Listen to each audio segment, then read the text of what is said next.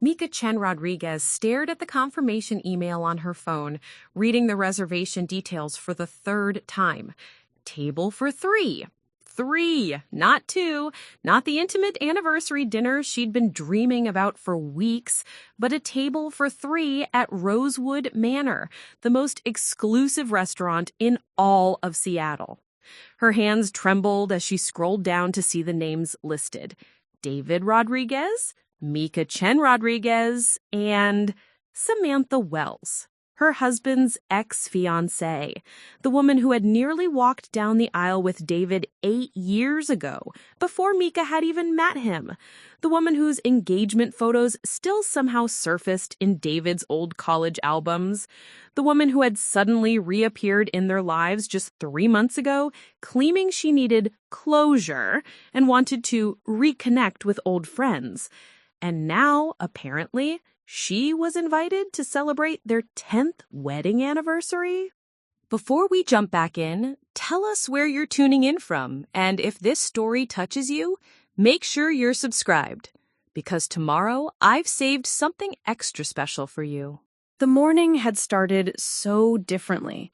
Mika had woken up in their cozy Bellevue home with sunlight streaming through the bedroom windows, excited butterflies dancing in her stomach. 10 years.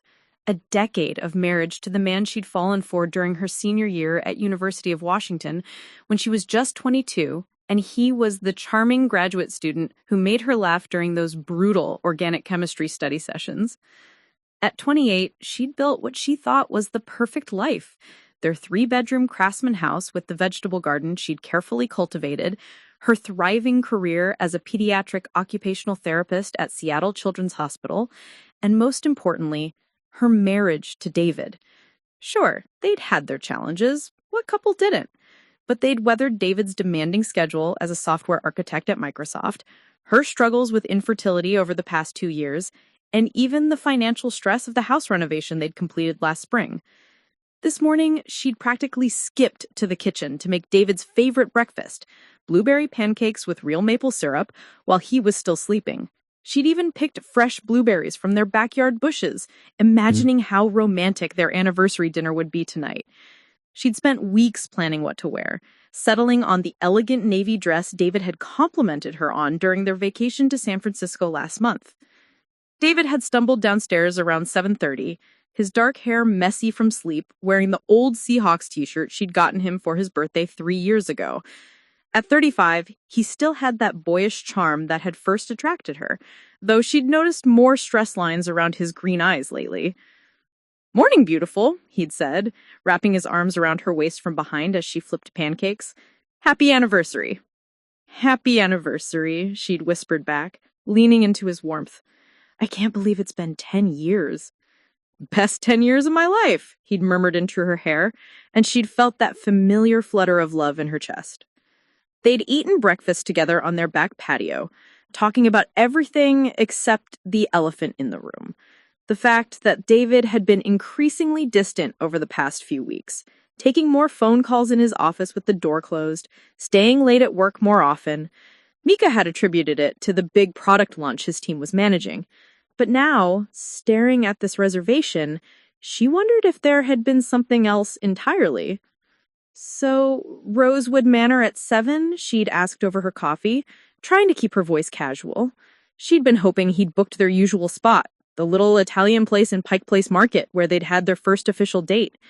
But Rosewood Manor was undeniably more upscale, more special. David had nodded, not quite meeting her eyes.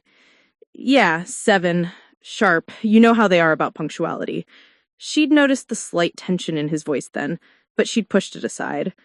Anniversary nerves, maybe. David had always been particular about making special occasions perfect, sometimes to the point of stress.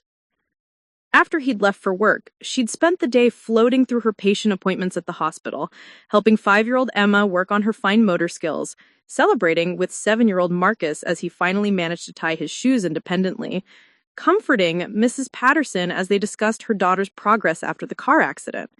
Usually, she was completely present with her young patients. It's what made her good at her job. But today, her mind kept drifting to the evening ahead. She'd even called her best friend Jessica during her lunch break, unable to contain her excitement. 10 years, Jess! Can you believe it? She'd gushed into the phone while eating a salad in the hospital cafeteria. I still remember when you first told me about this mysterious David guy from your chemistry class. You were so smitten. It was almost disgusting. I was not disgusting. You wrote his name in your notebook with little hearts. You were 22 years old, Mika. They'd both laughed at the memory. Mika had indeed been completely gone for David from almost the first moment they'd met. He'd been everything she'd never expected to want. Older, more serious about his career, ready to settle down when all her college friends were still figuring out their majors.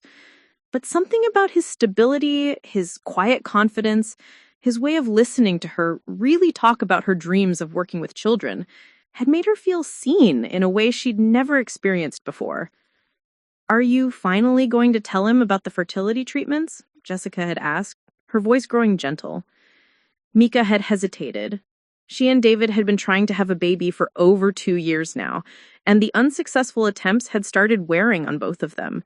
She'd begun seeing a reproductive endocrinologist 3 months ago, but she hadn't told David about the specific treatments yet. She kept meaning to, but the timing never felt right. He'd seemed so stressed with work lately, and she didn't want to add pressure. Maybe tonight, she'd said, if the moment feels right. Mika, you've been saying that for months. He's your husband. He wants to know what you're going through. I know. You're right. Tonight feels perfect for big conversations. Looking back now, the irony of that statement made her stomach turn. She'd spent the rest of her workday planning exactly how she'd bring up the fertility treatments, imagining David's reaction, picturing them finally being completely honest about their struggles and their hopes. She'd even rehearsed a little speech in her car on the drive home. The afternoon had flown by as she'd gotten ready. She'd taken a long shower, done her hair in loose waves the way David liked it, applied just enough makeup to look special, but not overdone. The navy dress fit perfectly, hugging her petite frame in all the right places. She'd added the pearl earrings David had given her for their 5th anniversary, and her wedding rings, the simple platinum band and modest solitaire diamond that had been all they could afford when they were young and just starting out. Standing in front of their bedroom mirror, she'd felt beautiful and hopeful and ready to celebrate everything they'd built together.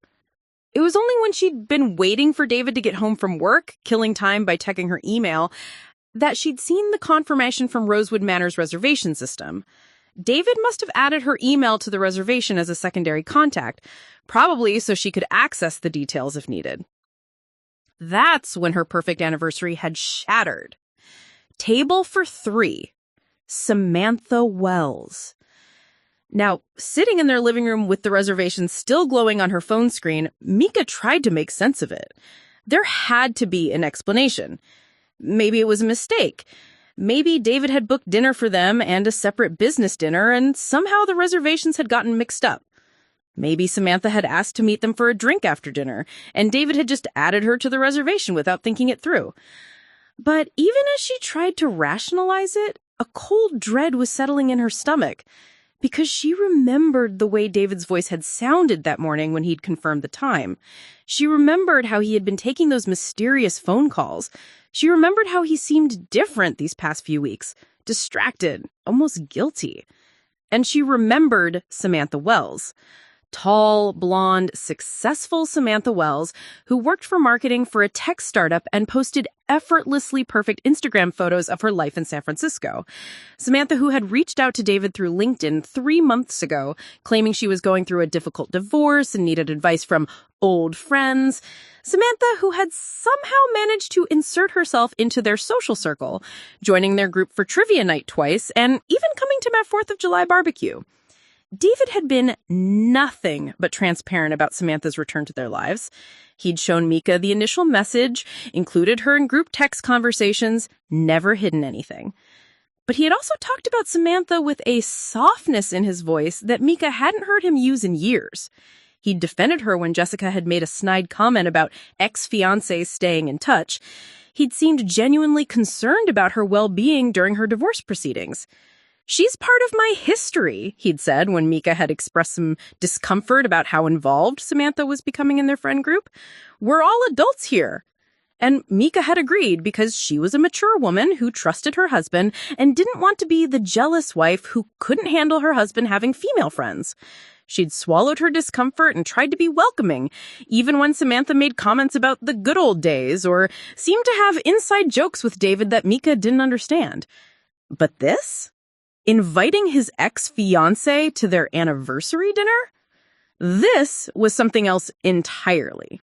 Preparing and narrating this story took us a lot of time, so if you are enjoying it, subscribe to our channel. It means a lot to us. Now, back to the story. Mika's phone buzzed with a text from David. Running late from the office. Meet you at the restaurant at 7:15. Love you. She stared at the message, her throat tight. He was asking her to arrive separately, to walk into that restaurant alone and discover... What, exactly? That Samantha was already there, sitting at their anniversary table? That this was some kind of ambush disguised as a celebration? Her hands shook as she typed back a simple, okay, and hit send. She couldn't bring herself to add a heart emoji or love you too. The words felt stuck somewhere between her chest and her throat. The drive to Rosewood Manor felt surreal. Mika had traveled this route dozens of times. It was only 20 minutes from their house. But tonight, every familiar landmark seemed foreign. The Starbucks where she and David grabbed coffee on weekend mornings. The park where they'd had their engagement photos taken. The bridge over Lake Washington that David always said reminded him of their honeymoon in Vancouver. All of it felt like evidence of a life that was suddenly uncertain. She pulled into the restaurant's valet parking circle at exactly 7:15, her navy dress now feeling like armor rather than celebration wear. Rosewood Manor was everything she had imagined.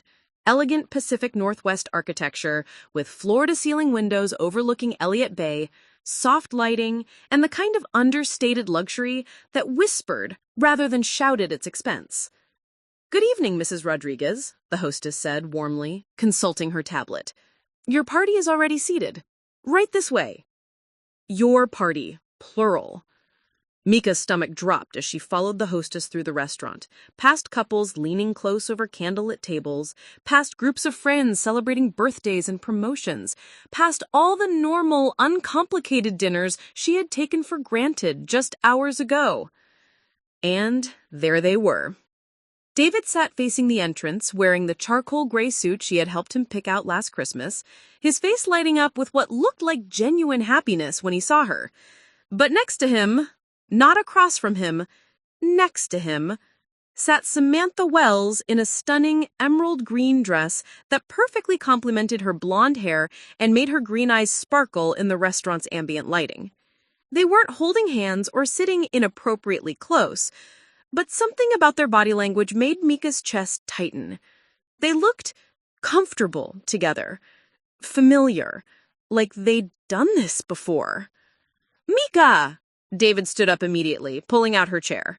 The one across from both of them, she realized. She was going to sit alone on one side of the table while they sat together on the other. "You look absolutely beautiful!" "Hi," she managed, allowing him to kiss her cheek before she sat down. The simple greeting felt inadequate for the moment, but she couldn't trust herself to say more. "Mika, you remember Sam?" David said, settling back into his seat. Sam? When had he started calling her Sam? "Of course," Mika said, forcing a smile. "Hi, Samantha. This is, unexpected." Samantha smiled back, and Mika had to admit it looked genuine. Warm, even. "I hope you don't mind me crashing your special evening. When David mentioned it was your anniversary, I tried to back out, but he insisted." "I couldn't let you eat alone on your first night back in Seattle," David said, his voice carrying that same protective tone Mika had noticed before. "Besides, Sam's been such a good friend to us. It felt right to include her in the celebration." The words hit Mika like physical blows. A good friend to us? When had Samantha become a friend to Mika? And more importantly, why was David making unilateral decisions about their anniversary dinner? "Your first night back?" Mika asked, trying to keep her voice level. I just moved back from San Francisco yesterday, Samantha explained, reaching for her wine glass. Mika noticed she was drinking red wine, a bold Cabernet that she and David had discovered on their trip to Napa 2 years ago. Their wine. The divorce is finally finalized, and I got a job offer I couldn't refuse. Senior VP of Marketing at Henderson Tech Solutions. That's wonderful, Mika said automatically, though her mind was racing. Samantha had moved back to Seattle. Permanently. And David had known about this and hadn't mentioned it to her. David's been so helpful with the transition, Samantha continued, her fingers briefly touching David's arm in what was probably meant to be a casual gesture. Recommending neighborhoods, helping me understand the tech scene here again. I don't know what I would have done without him. Mika looked at her husband, searching his face for some explanation, some sign that he understood how inappropriate this all was. But David was smiling at Samantha with what looked like pride. Sam's going to be working on some projects that overlap with Microsoft's initiatives. We might even end up collaborating professionally. The waiter appeared at their table, breaking the tension momentarily. Good evening, folks. Can I start you off with any appetizers? The Pacific oysters are exceptional tonight. We'll have the seafood tower, David said, without consulting Mika, and another bottle of the 2019 Cabernet. Another bottle. They'd already been drinking together before she arrived. Actually, Mika said, her voice coming out sharper than she'd intended, I'd prefer champagne tonight. It is our anniversary, after all. An uncomfortable silence fell over the table. David's smile faltered slightly, and Samantha looked down at her wine glass. Of course, the waiter said smoothly. I'll bring a champagne list right over. After he left, David reached across the table to take Mika's hand. Sweetheart, I should have discussed this with you first. I realize this might feel strange. Strange? The word came out louder than Mika intended, and she lowered her voice when a nearby couple glanced over. David, this is our 10th anniversary dinner, our marriage anniversary, and you invited your ex-fiancée without telling me? Mika, Samantha said gently, if this is uncomfortable for you, I can absolutely leave. The last thing I want is to cause problems between you two. But she didn't move to get up. She didn't gather her purse or signal for the waiter. She just sat there looking beautiful and concerned and perfectly willing to be convinced to stay. No one's leaving, David said firmly. Sam is important to me, and she's going through a difficult time. I'm not going to abandon a friend just because... He stopped himself, but the implication hung in the air. Just because his wife was being unreasonable. Just because what, David? Mika's voice was quiet now, but she could feel anger building in her chest like steam in a pressure cooker. Nothing. I just mean... Look, I know this is unconventional, but I thought we were mature enough to handle this. Sam was a huge part of my life for 4 years. Those experiences shaped who I am. I can't just pretend that history doesn't exist. I'm not asking you to pretend it doesn't exist, Mika said, her wedding ring catching the candlelight as she gestured. I'm asking you to explain why you thought our anniversary dinner was the appropriate time to celebrate it. Samantha shifted uncomfortably. Maybe I should... Stay, David said, his eyes fixed on Mika's. Please, Sam, this is exactly the kind of thing I was hoping we could work through. The phrase hit Mika like a slap. The kind of thing you were hoping we could work through? David, what exactly are we working through here? Before he could answer, the waiter returned with a champagne list. Mika barely glanced at it before pointing to the most expensive bottle. This one, she said. Excellent choice, the waiter said smoothly. The Dom Perignon 2012. I'll have that right out. After he left, the three of them sat in silence.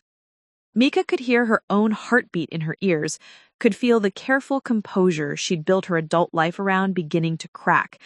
She thought about all the times over the past 3 months when David had mentioned Samantha casually. Sam called today. Sam's having a hard time with the lawyers.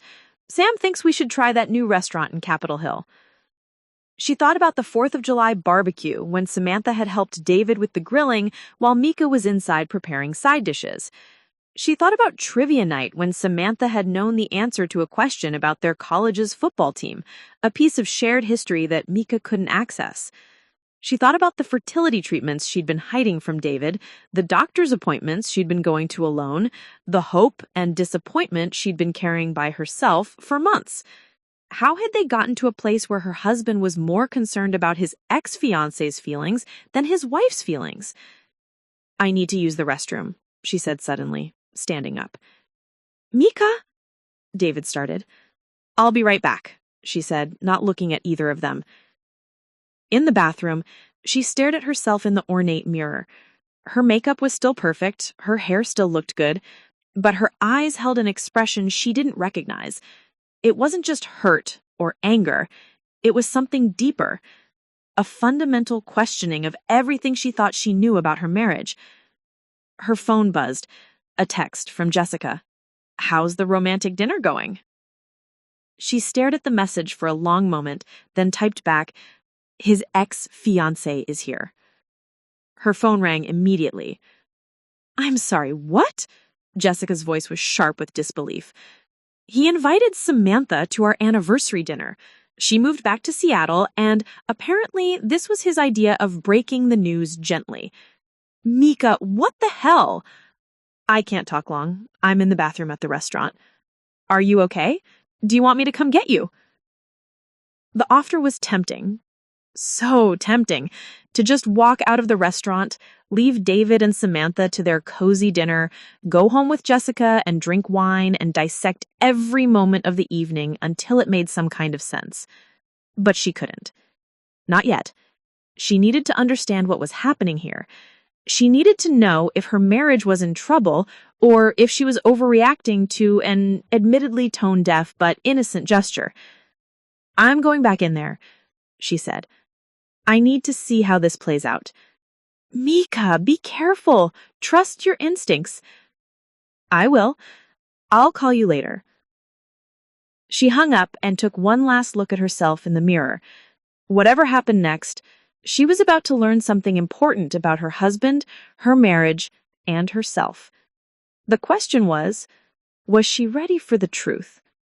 When Mika returned to the table, the Dom Perignon had arrived, sitting unopened in an ice bucket like a monument to the celebration that wasn't happening.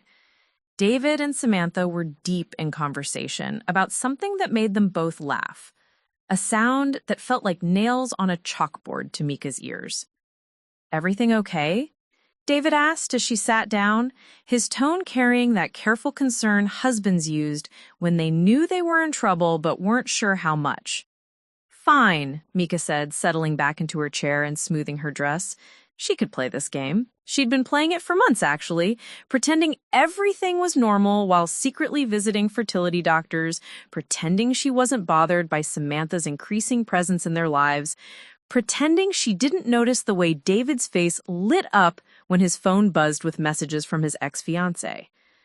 Maybe it was time to stop pretending. "Should we open the champagne?" she asked brightly, her voice pitched just slightly higher than normal. "After all, we're celebrating." David reached for the bottle, but Mika was faster. She grabbed it from the ice bucket, water droplets falling onto the pristine tablecloth as she began working on the cork with more force than necessary.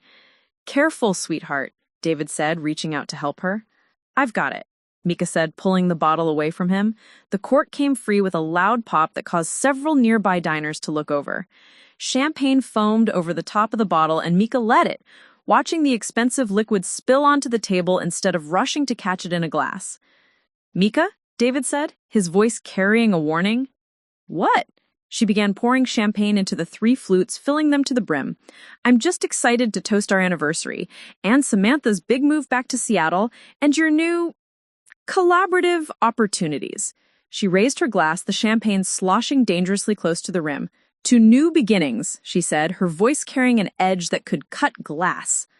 David and Samantha exchanged a look, the kind of wordless communication that comes from years of intimacy, Mika realized with a sick feeling in her stomach. They were sharing concern about her behavior, about her. "Maybe we should slow down a bit," Samantha suggested gently. "This is obviously a lot to process. What's a lot to process? Mika asked, taking a large sip of champagne and feeling the bubbles burn her nose. My husband surprising me with his ex-fiancée at our anniversary dinner? That seems pretty straightforward to me. Mika, David said, his voice dropping to the tone he used when he thought she was being unreasonable, you're making this into something it's not. Am I? Then please, enlighten me. What is this exactly? The seafood tower arrived before David could answer. An elaborate display of oysters, crab, and prawns that probably cost more than Mika spent on groceries in a month. The waiter began explaining each item with practiced enthusiasm, but his words faded into background noise as Mika stared at her husband. David was fidgeting with his wedding ring, twisting it around his finger the way he did when he was nervous. She had noticed him doing it more often lately, but she had attributed it to work stress. Now she wondered if there were other stresses she hadn't known about. So, Samantha, Mika said, setting down her champagne glass with deliberate care, tell me about this new job. It must be exciting to start over in a new city. It is, Samantha said, though she looked wary now, as though sensing the undercurrent in Mika's seemingly innocent question. It's a great opportunity to build something from the ground up. The startup scene here is incredible. And David's been helping you navigate it? He's been very generous with his time and advice, Samantha said carefully. How generous, exactly? I mean, I'm curious about the logistics. When do these advice sessions happen? David's been working late a lot lately. David's hand tightened around his champagne glass. Mika, what are you implying? I'm not implying anything. I'm asking direct questions. When have you been helping Samantha with her career transition? Because you haven't mentioned any of these conversations to me. The silence that followed felt heavy enough to crush the delicate atmosphere of the restaurant. Mika could hear conversations from other tables, the clink of silverware against china, the soft jazz playing from hidden speakers. Normal sounds from normal dinners between normal couples who weren't having this conversation. We've talked on the phone a few times, David said finally, and we had coffee last Tuesday to go over some industry contacts. Coffee, Mika repeated. Last Tuesday. When you said you had a late meeting with the product team. It wasn't a lie, David said, his voice getting defensive. I did have a meeting. The coffee was after. But you didn't mention it. Because I knew you'd react like this. The words hung in the air between them, an admission that cut deeper than Mika had expected. He'd been deliberately hiding things from her because he'd assumed she couldn't handle them.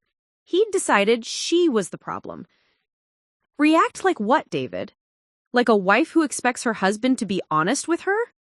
Like a wife who can't handle her husband having female friends? David shot back, then immediately looked like he regretted the words.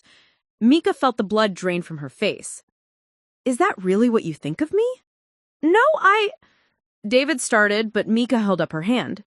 Because if that's what you think, then we have bigger problems than I realized. Samantha looked like she wanted to disappear into her chair. Maybe I should really go, she said quietly. This conversation should be between the two of you. Should it?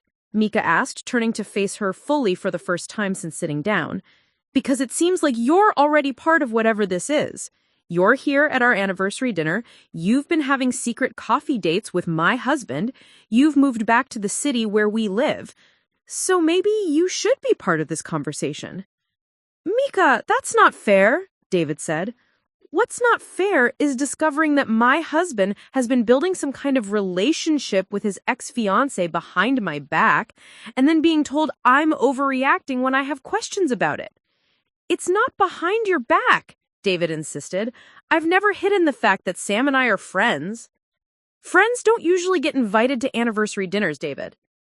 Why not, if they're important to us? Important to us?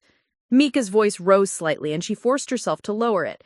Samantha is not important to us, David. She's important to you. There's a difference. David's face flushed red.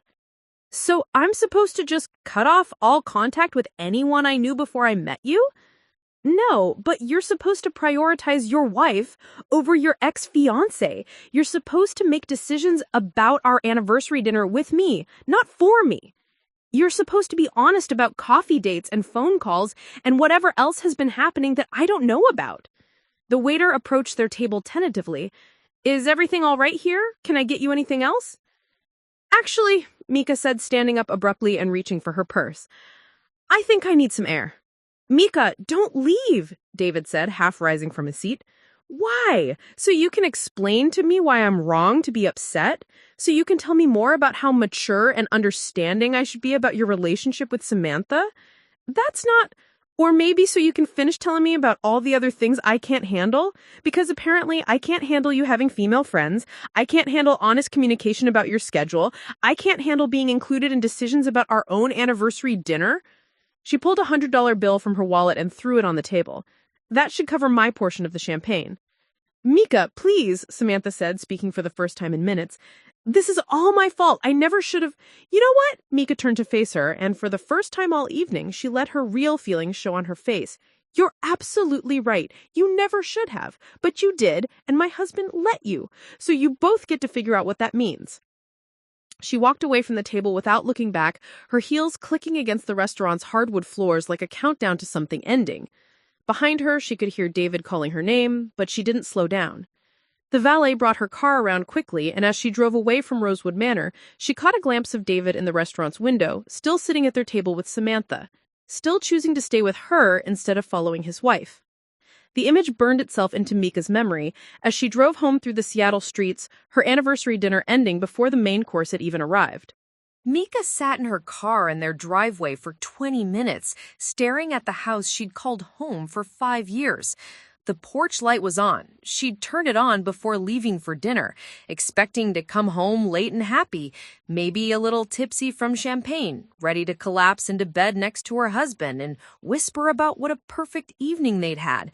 Instead, she was sitting alone at 8:30 p.m. on her 10th wedding anniversary, her hands still shaking from adrenaline and her mind reeling from discoveries she wasn't sure she was ready to process.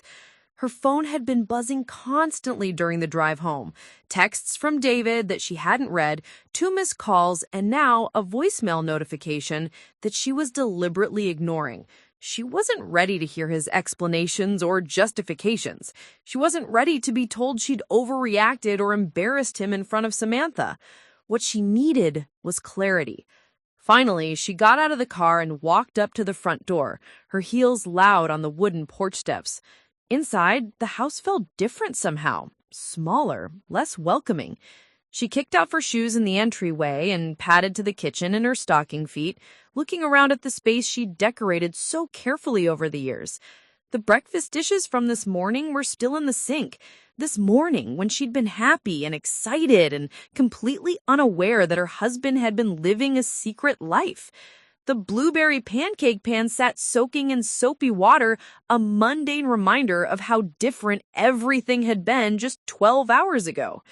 She poured herself a glass of wine, not the expensive Cabernet that David and Samantha had been sharing, but a cheap Pinot Grigio from the grocery store that she kept for weeknight dinners.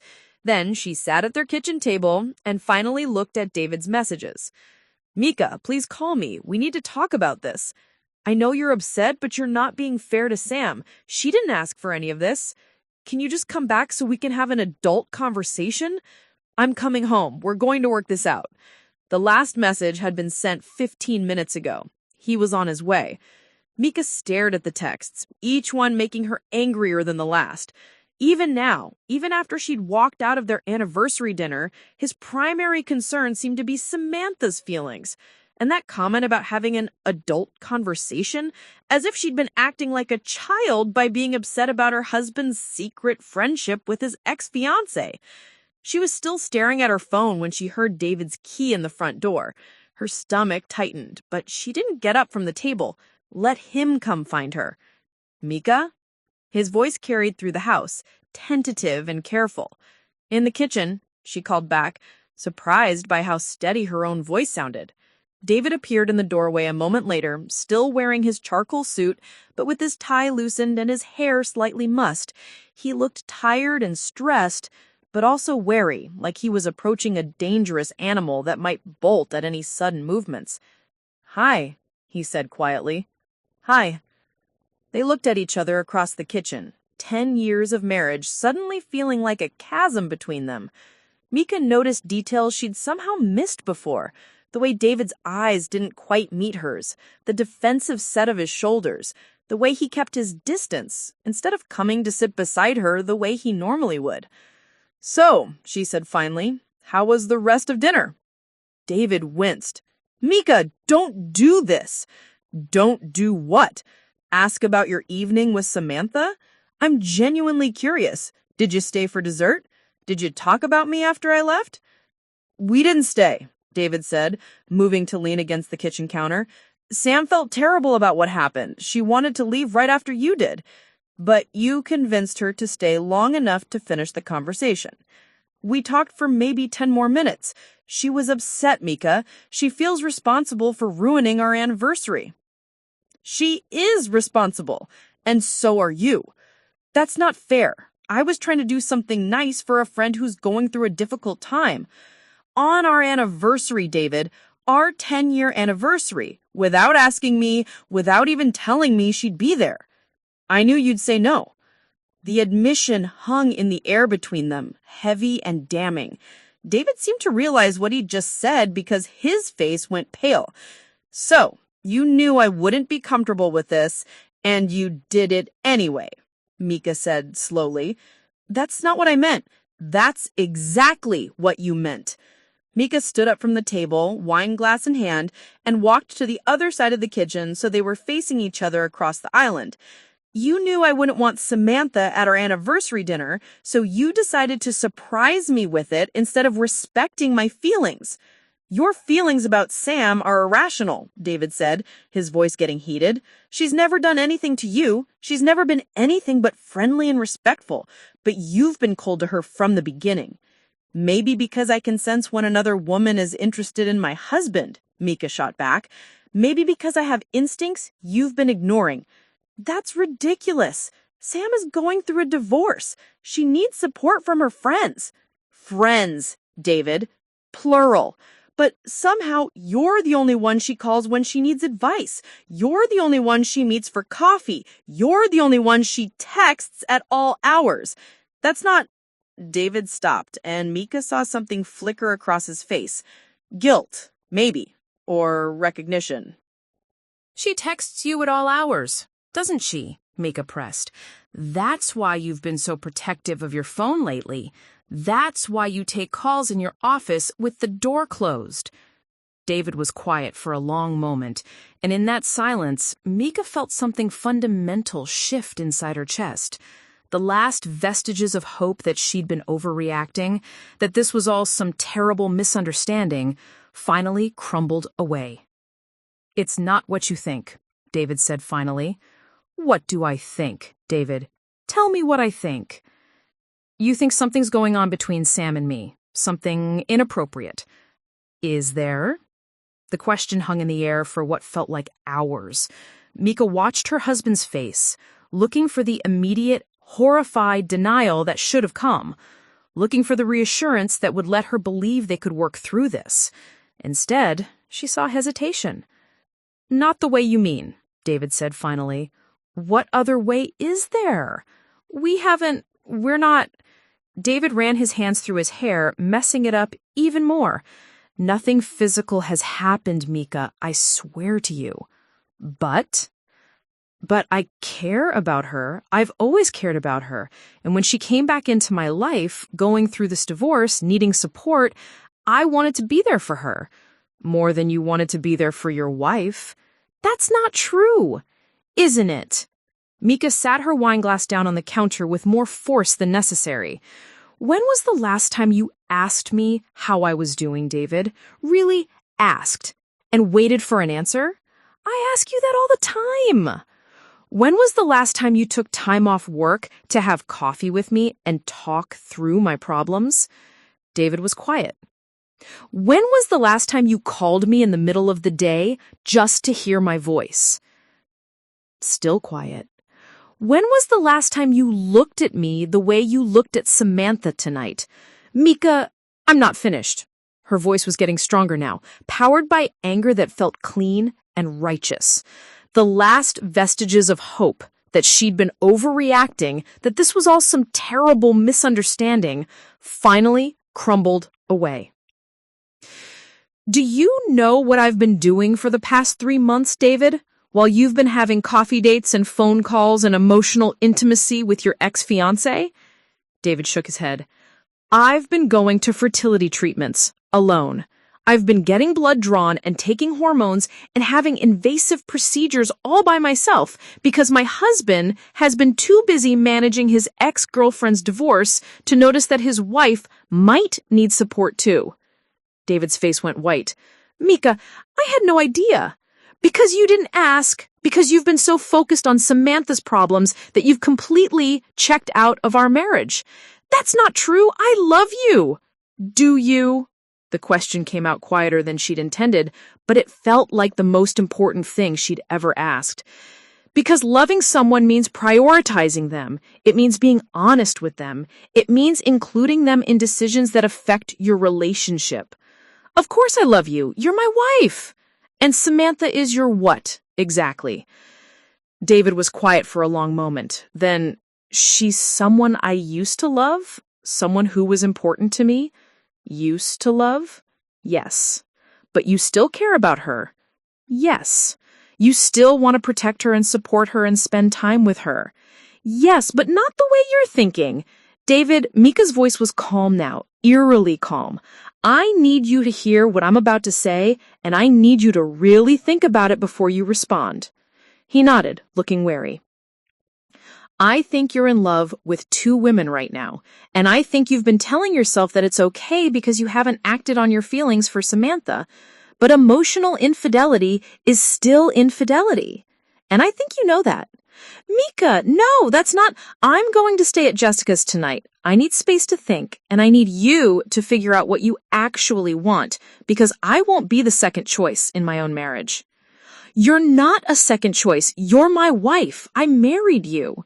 You married me because Samantha left you 8 years ago, but now she's back and she's available, and suddenly our marriage feels like an obligation instead of a choice.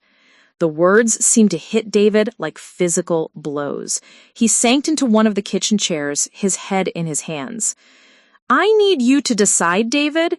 I need you to decide if you want to be married to me, really married, with full commitment and honesty and emotional intimacy, or if you want to keep playing house with me while you figure out your feelings for Samantha. Mika, please don't go. We can work this out. She stopped in the doorway and turned back to look at her husband. We can only work it out if you want to. And right now, I'm not sure you do. Of course I want to. Then prove it.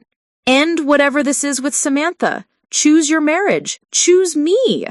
It's not that simple. It is exactly that simple, David. It's the simplest thing in the world.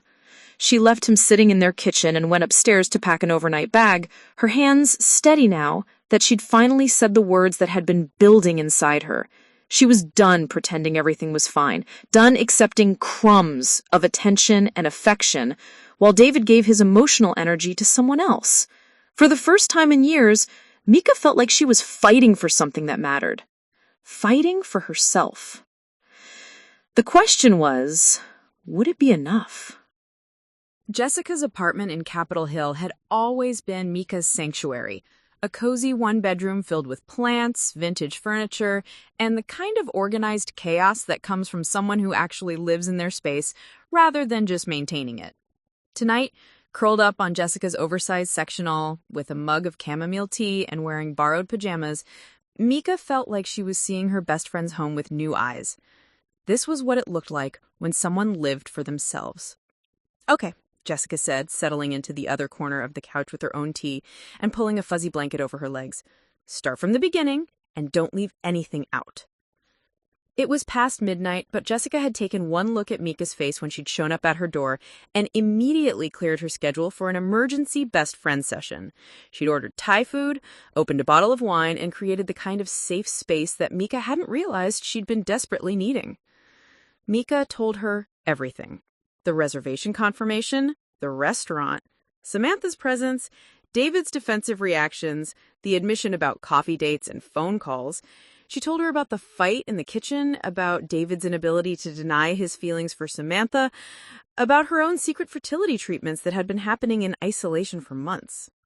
Jesus Christ, said Jessica when Mika finally finished. I mean, I knew something was off when you mentioned Samantha at the barbecue, but this is... She shook her head. This is so much worse than I thought. Am I crazy? Mika asked, pulling her knees up to her chest. Am I overreacting? David keeps acting like I'm being unreasonable, and sometimes I wonder if... Stop, Jessica said firmly. Right there. Stop questioning your reality.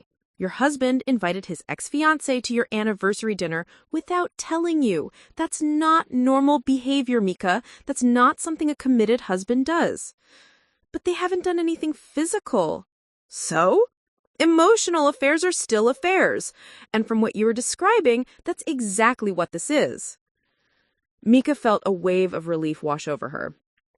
After months of feeling like she was going crazy, of wondering if her instincts were wrong, having Jessica validate her feelings felt like finally being able to breathe again. What do I do now? She asked. You figure out what you want, independent of what David wants or what's easiest or what looks best from the outside. What do you actually want for your life? It should have been a simple question, but Mika realized she hadn't asked herself that in years. She'd gotten so caught up in being a good wife, in maintaining their marriage, and trying to get pregnant and build the life they'd planned together, that she'd lost track of her own desires somewhere along the way. I want to be someone's first choice, she said quietly. I want to be with someone who chooses me every day, not someone who stays with me out of obligation. That's a start. What else? I want honesty. I want to be able to trust that my partner is telling me the truth about important things. Good. Keep going. She paused, surprised by what was surfacing. I want to stop trying so hard to be perfect all the time. I want to stop managing everyone else's feelings and start paying attention to my own. Now we're getting somewhere. They talked until almost 3 a.m., Jessica asking questions that helped Mika untangle years of accommodating and people-pleasing from what she actually wanted. By the time they finally went to bed, Mika and Jessica's guest room, which was really just a converted office with a daybed, she felt exhausted, but also strangely hopeful. For the first time in months, she fell asleep without worrying about David's feelings or trying to figure out how to fix their relationship. She just slept. The next morning brought a barrage of texts from David, each one more desperate than the last. I barely slept. Can we please talk? I ended things with Sam. I told her we can't be friends anymore.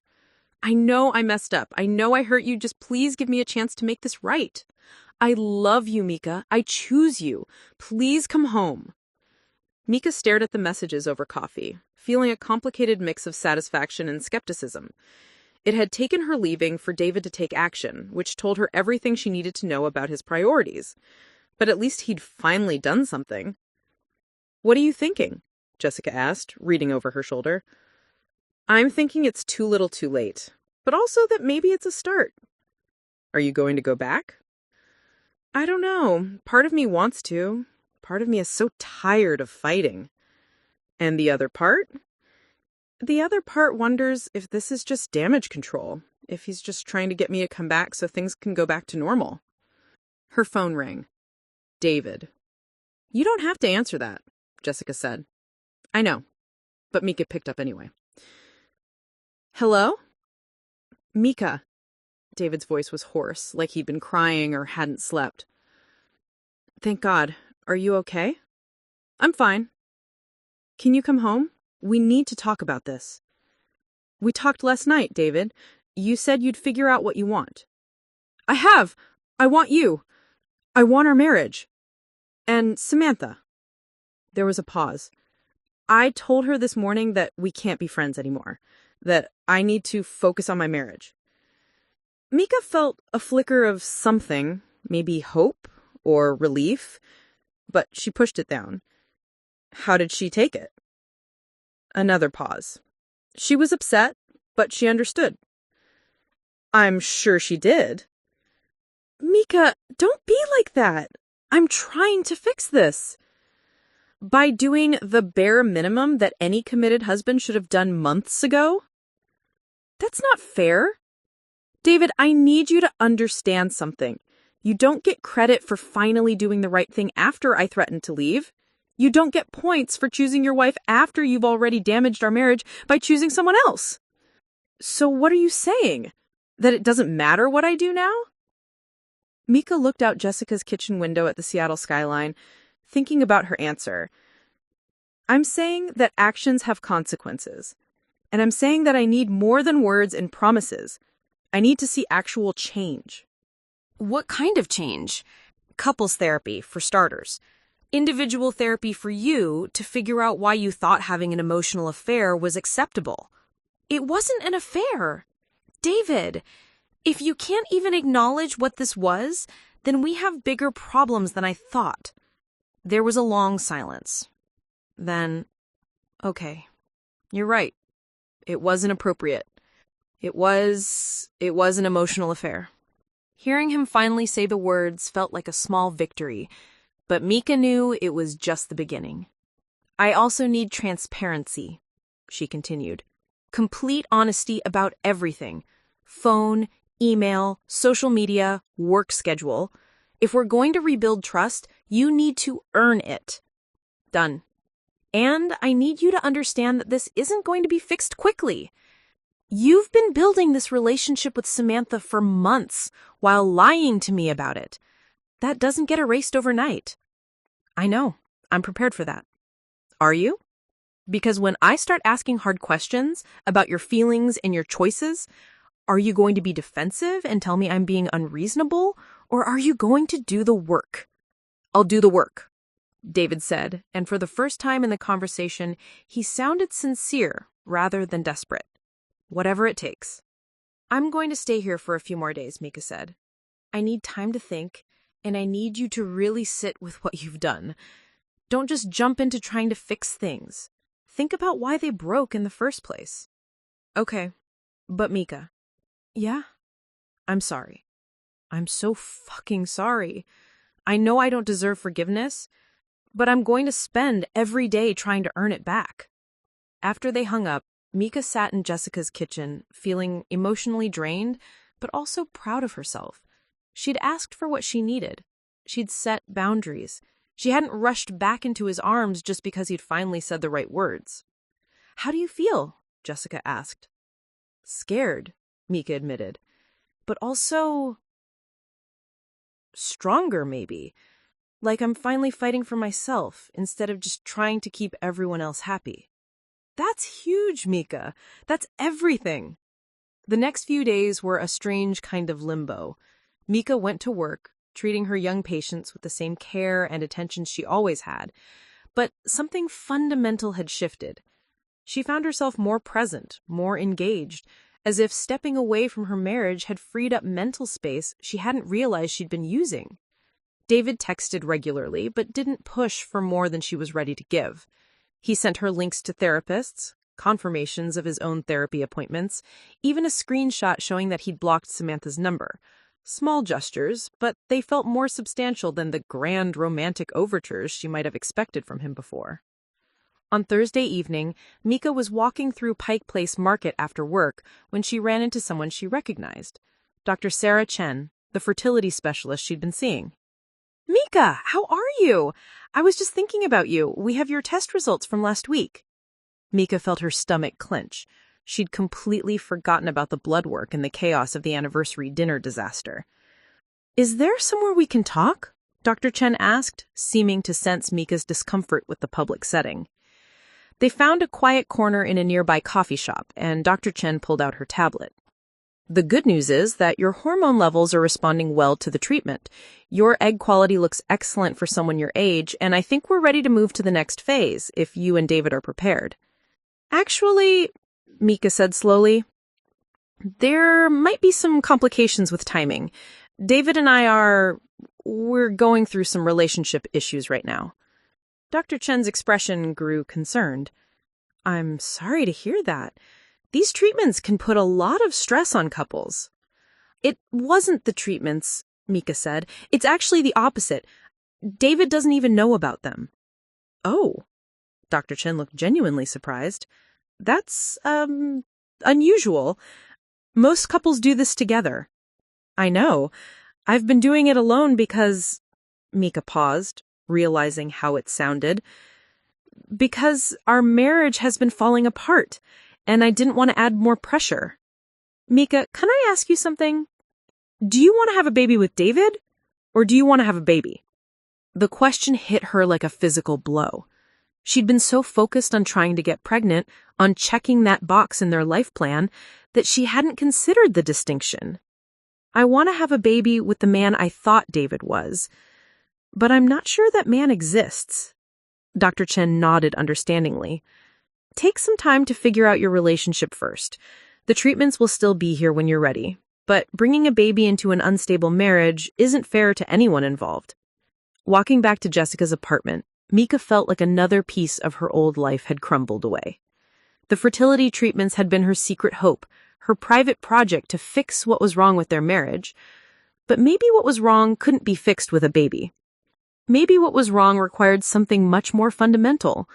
Two people who actually wanted to be together, not just people who were trying to make their original plan work. That night, she called David. I want to come home this weekend, but I want us to start therapy immediately, and I want us to table the baby conversation until we figure out if we even have a marriage worth saving. Whatever you need. Thank you for giving us a chance. I'm not giving us a chance, David. I'm giving you a chance to prove that you want this marriage as much as I do. It wasn't forgiveness and it wasn't reconciliation, but it was a beginning. 3 weeks into couples therapy, Mika thought they were making progress.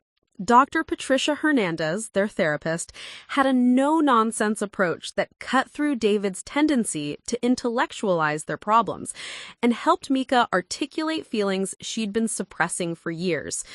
They'd had breakthrough sessions about communication, about boundaries, about the slow erosion of intimacy that had made David vulnerable to outside emotional connections. David seemed genuinely committed to the work. He'd started individual therapy with Dr. Marcus Webb, a specialist in relationship patterns and emotional avoidance.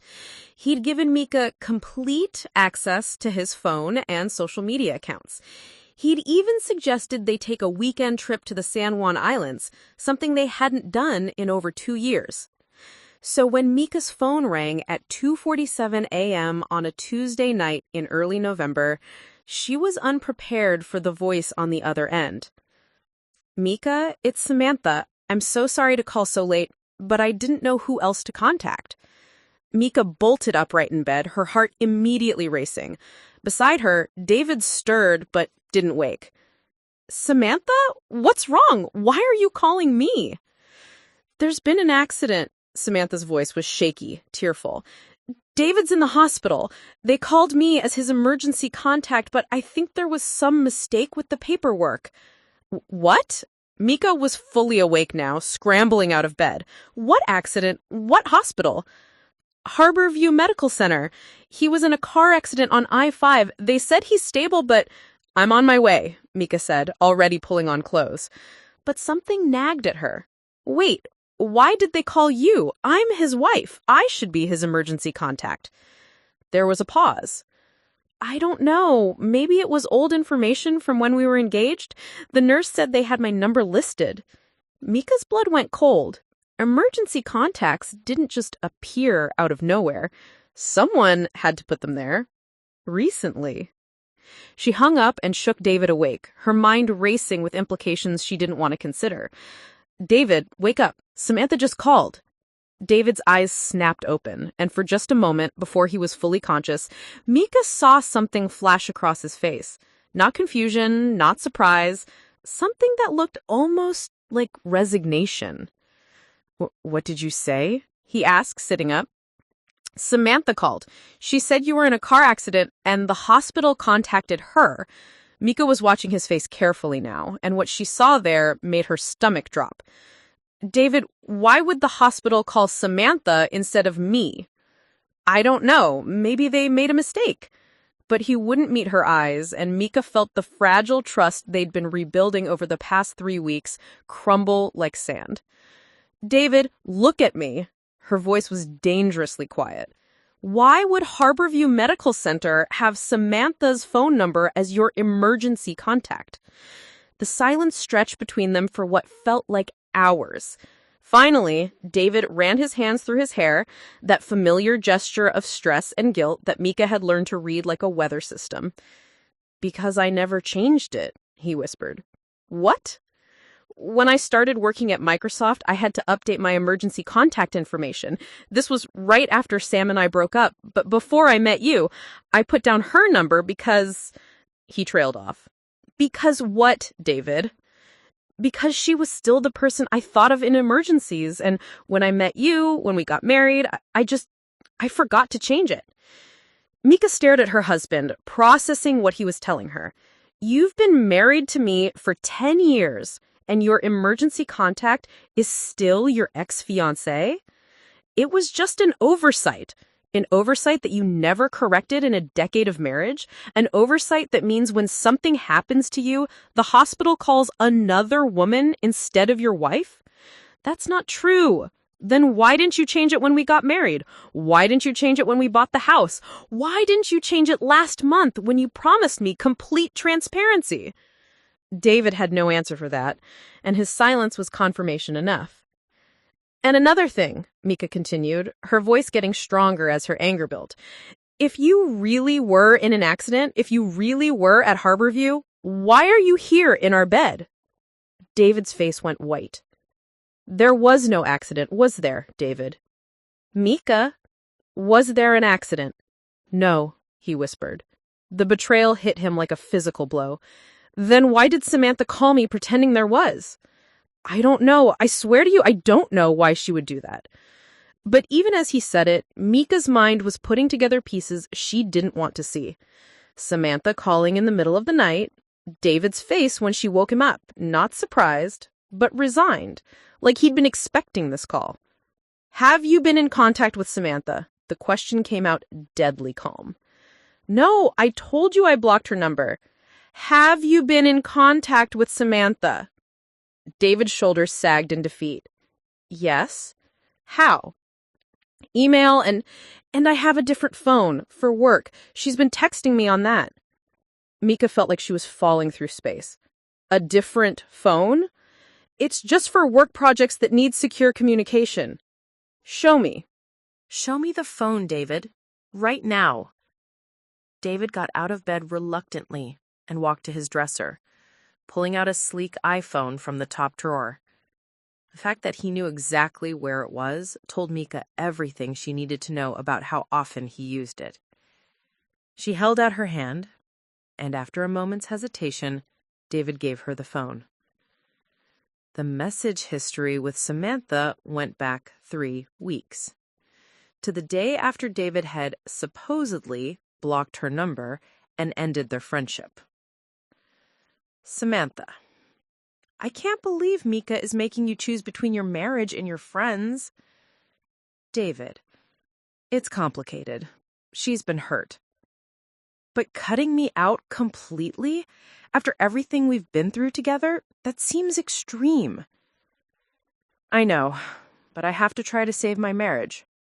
"What if your marriage isn't worth saving? What if you're fighting for something that's already over?"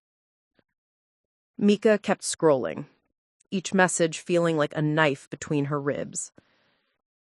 "David, I keep thinking about what you said about second chances, about not settling for less than what you really want." "Samantha, you deserve to be happy, David. You deserve to be with someone who gets you completely."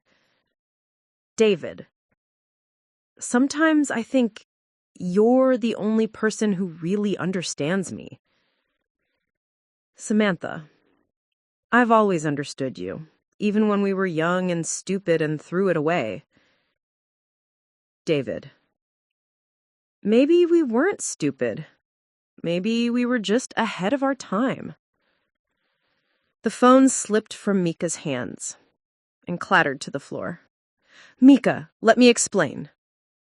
"Explain what?" Her voice was barely above a whisper. "Explain how you've been having an affair behind my back while sitting in couples therapy talking about rebuilding trust?" "It's not an affair. We haven't seen each other."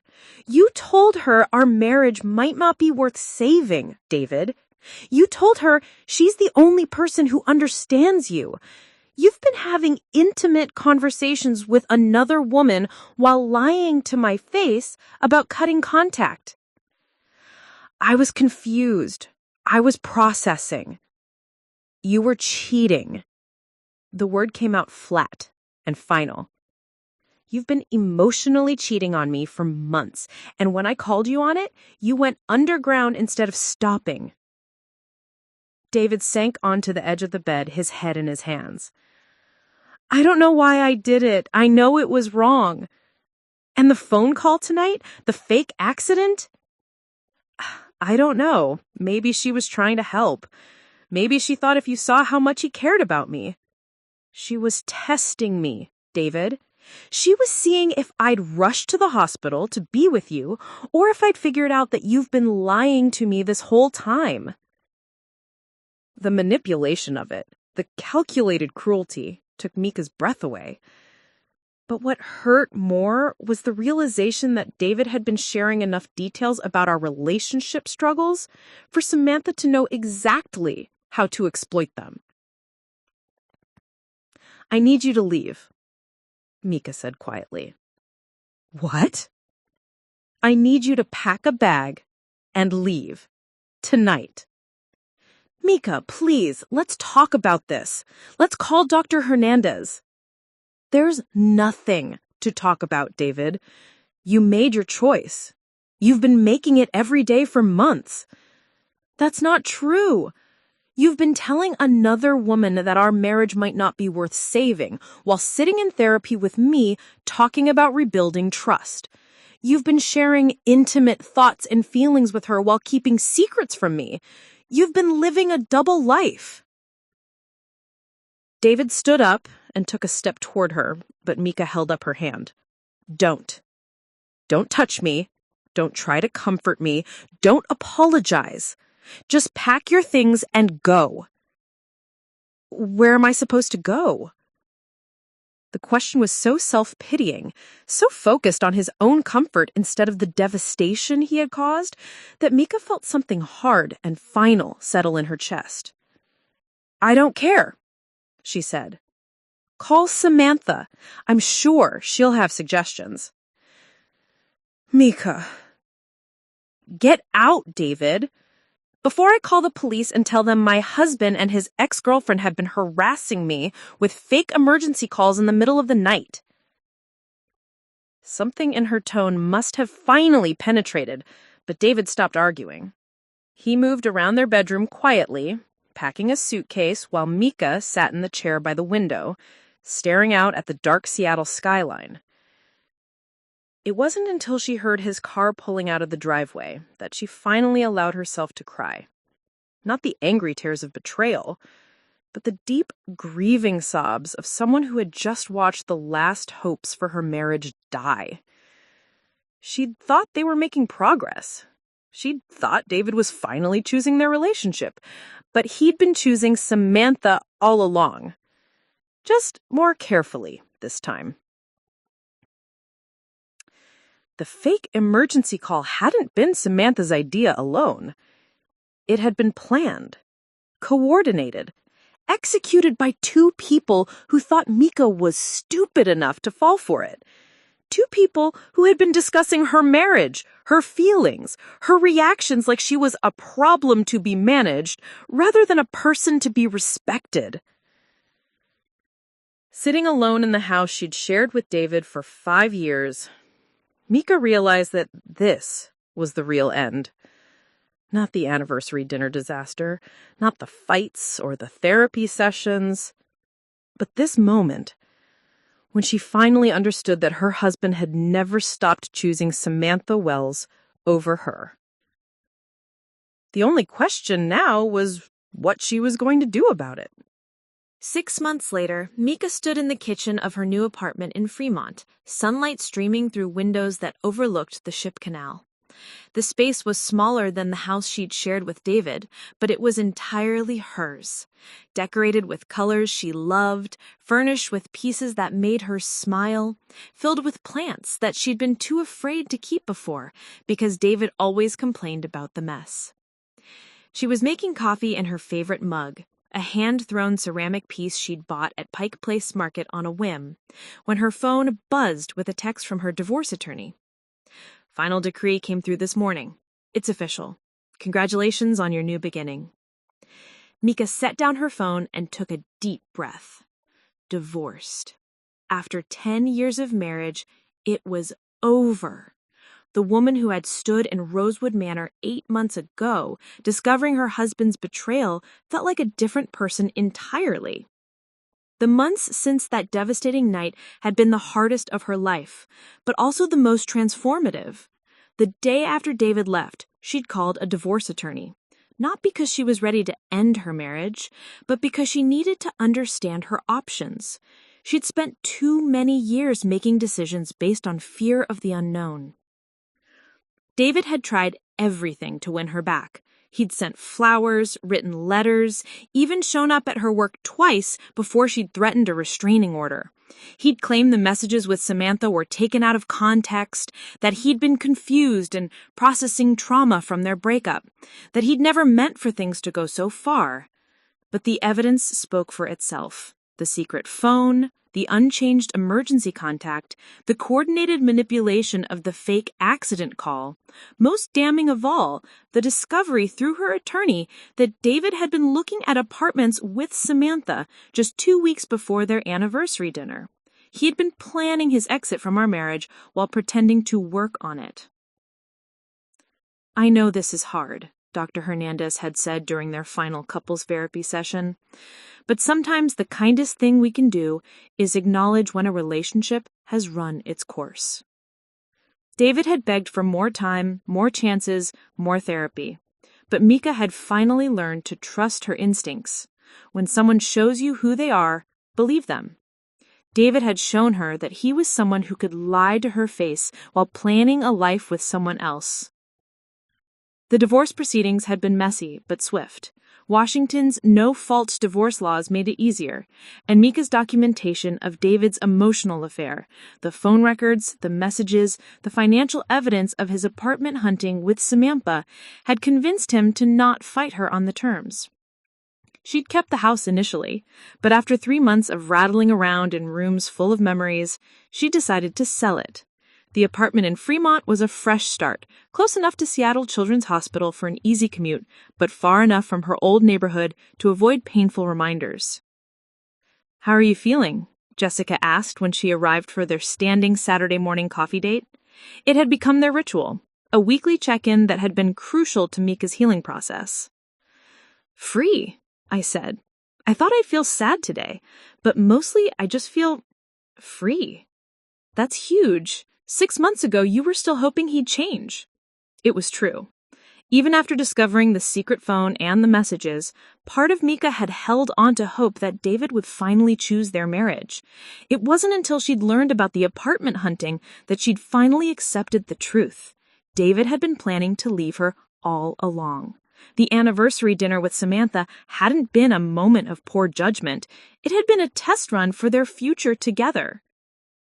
"I ran into Linda Morrison at the grocery store yesterday," Jessica said carefully. Linda was one of the couples from our old friend group, the ones who'd chosen sides after the divorce became public. "How awkward was it?" Mika asked, genuinely curious rather than hurt. She'd lost some friends in the divorce, people who thought she should have tried harder to work things out, or who simply found David and Samantha's love story more compelling than her pain. "Actually, not at all. She asked how you were doing, said she missed seeing you. Apparently, David and Samantha's relationship isn't quite the fairy tale everyone thought it would be." Mika raised an eyebrow. "Oh? They've been hiding a lot. Turns out when you build a relationship on betraying other people, trust doesn't come easily." Mika found that she felt nothing about this information. No satisfaction, no vindication, no residual pain. David and Samantha's relationship was no longer her concern. "You really don't care, do you?" Jessica asked, studying her face. "Not anymore. For a long time, I was so angry about what they did to me that I couldn't see past it. But the truth is, they did me a favor. They freed me from a marriage that wasn't making me happy." It had taken months of therapy with Dr. Sarah Kim, a trauma specialist, who helped Mika process not just the betrayal, but the years of diminishing herself in her marriage to reach this understanding. She'd spent so much energy trying to be the perfect wife that she'd lost sight of whether David was the perfect husband for her. "Speaking of being free," Jessica said with a sly smile, "how's Trevor?" Mika felt her cheeks warm. Trevor Mills was a nurse practitioner at the hospital, someone she'd known professionally for years, but had never really noticed until he started bringing her coffee during her lunch breaks 3 months ago. He was kind, funny, and refreshingly direct. Everything David hadn't been. "We're taking it slow, really slow. I'm not ready for anything serious yet, but you like him." "I like who I am when I'm with him," Mika corrected. "I like that he asks me questions about my work and actually listens to the answers. I like that he's never once made me feel like I need to be smaller or quieter or more accommodating. That's what you deserve, Mika. That's what you've always deserved." After Jessica left, Mika spent the afternoon doing things that brought her joy. She repotted her orchids, read a book without checking her phone, tried a new recipe for butternut squash soup. Simple pleasures that she'd somehow lost the ability to enjoy during her marriage. As evening approached, she found herself thinking about the woman she'd been a year ago. The Mika who had woken up excited about her anniversary dinner, who had made blueberry pancakes and planned what to wear and dreamed about celebrating 10 years of marriage. That woman felt like someone she'd known a long time ago, someone she'd outgrown. Her phone rang, an unknown number with a 206 area code. "Hello? Mika?" "It's David." She hadn't heard his voice in 3 months, not since the final divorce hearing. "David? Why are you calling?" "I wanted to congratulate you on the divorce being finalized, and to apologize, really apologize, not like before." Mika waited. She'd learned not to fill awkward silences just to make other people comfortable. "I've been in therapy, real therapy, not just the kind where I tried to say what I thought you wanted to hear. And I've been learning about my patterns, about He paused. "Why I sabotaged the best thing in my life." "Okay," Mika said neutrally. "I know it doesn't change anything. I know I can't undo what I did, but I want you to know that I understand now how much I hurt you, how much I took you for granted, how much I lost when I lost you."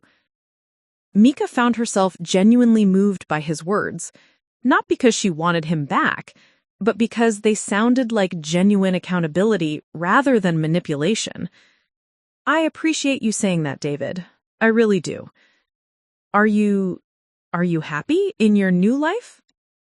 It was such a simple question, but it took Mika a moment to answer because she wanted to be honest. "I'm learning how to be happy," she said finally. "I'm learning what that even means for me, separate from anyone else." "That's good. That's what you deserve. What about you? Are you happy?" There was a long pause. "I'm learning that getting what you think you want and being happy aren't the same thing." After they hung up, Mika realized it was the first conversation she'd had with David in years where she'd felt like she was talking to an equal rather than managing someone's emotions or defending her own reality. As evening fell over Seattle, Mika made herself dinner and ate it slowly, savoring both the food and the silence. Tomorrow was Sunday, and she had plans to hike with Trevor and his golden retriever, Murphy. Next week, she was starting a pottery class she'd been wanting to take for years. Next month, she was visiting her parents in Portland for the first time since the divorce, ready to answer their questions honestly instead of pretending everything was fine. For the first time in years, Mika's future felt like a blank canvas rather than a predetermined path. She could choose what to paint on it, could change directions whenever she wanted, could prioritize her own happiness without apology. She thought about the woman who had received that devastating phone call 8 months ago, who had discovered her husband's betrayal in the worst possible way. That woman had felt like her world was ending. In many ways, it had been. But endings, Mika had learned, were also beginnings. She raised her wine glass to her empty apartment, to her new life, to the woman she was becoming. "Happy anniversary to me," she said out loud, and for the first time in years, she meant it. Outside her windows, Seattle sparkled in the darkness, full of possibility and promise, and Mika Chen Rodriguez, no longer Mika Chen Rodriguez, just Mika Chen again, smiled as she planned her next chapter. A chapter that would be entirely her own. Up next, you've got 2 more standout stories right on your screen.